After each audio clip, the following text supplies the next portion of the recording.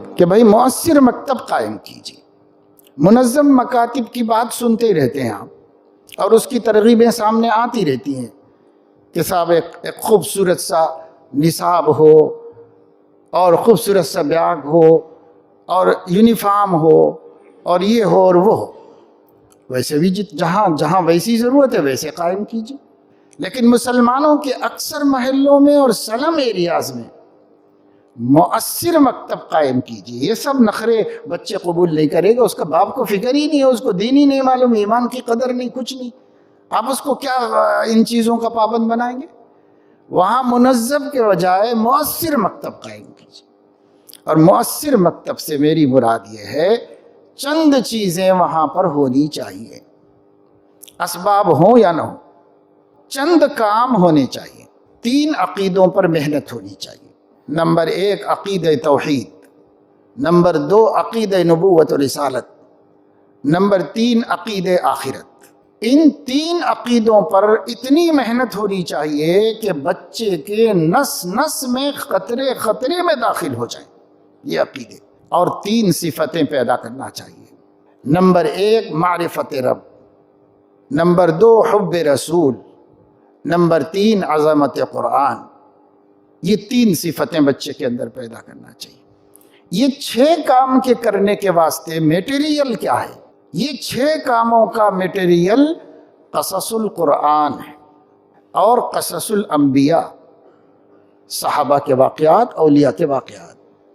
صرف زبانی طور پر خود مطالعہ کر کے بچوں کے سامنے بچوں کی فہم کے مطابق کہانی بنا کے احسن القصص سنائیے، کہانی کی شکل میں. بالکل یہ بچے ہیں، یہ بچے ایمان سے محروم ہیں، یہ بچوں کو عقیدہ نہیں معلوم ہے.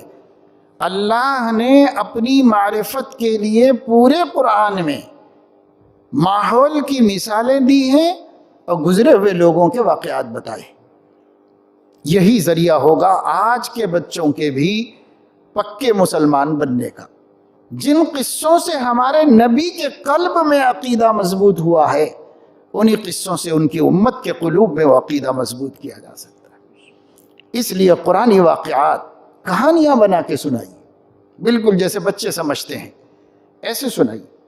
جب آپ ان کے حساب سے احسن القصص کو بطور کہانی کے سنائیں گے، اور پھر اس میں جو عقیدہ چھپا ہوا ہے یا جو اخلاق چھپے ہوئے ہیں، جو بھی اس کا ثمرہ ہے، اسے سمجھا. دیکھو بیٹا اس قصے سے یہ سمجھ میں آیا، اللہ اتنی بڑی طاقت والے ہیں، یہ قصے سے یہ سمجھ میں آیا. ان کو بتا دیں گے تو اسکول میں اگر انہیں کہا جائے گا کہ دنیا کی سب سے بڑی شکتی ہنومان ہے، تو اس کا من کہے گا کہ نہیں اللہ ہے. اور اگر آپ نہیں سکھائے ہوئے ہوں گے تو وہ اسکول میں جا کر کے اسے جو سکھایا گیا ہوگا اسی کو پہلا نقش بنا کر اپنے دل میں بٹھا لے گا. یہ ہے ارتداد کا راستہ جو اب آنے والے اسکولوں کے نظام میں مسلم بچوں کے مرتد ہونے کا راستہ کھول دیا گیا ہے. آپ کو مکتب کی اہمیت سمجھنا چاہیے، اور رواجی روایتی مکتبوں سے کام نہیں چلے گا. یہ محنت ذہن سازی کی محنت، ہر بچہ عقیدے کو اچھی طرح قبول کر لے، یہ مکتب میں ہوگا. مکتب کے علاوہ کوئی جگہ نہیں ہے. مکتب اس وقت کی سب سے اہم ضرورت ہے.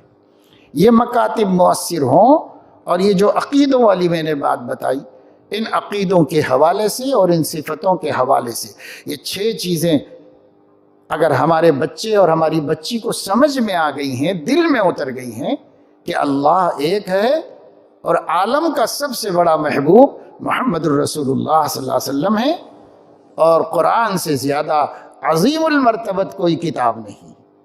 اور اسی طریقے سے اللہ کو پہچاننے کے لیے قرآن میں سینکڑوں مثالیں دی گئی ہیں، سب ماحول میں دی گئی. سنوریہم آیاتنا فی الآفاق وفی انفسہم، ذات میں میڈیکل سائنس، آفاق میں فزیکل سائنس. اللہ نے اسی سے اپنی توحید کو ثابت کیا ہے. ہم بھی بچوں کو اس کو سمجھا کر کے مثالیں دے کر کے بٹھا دیں، دل میں اتار دیں.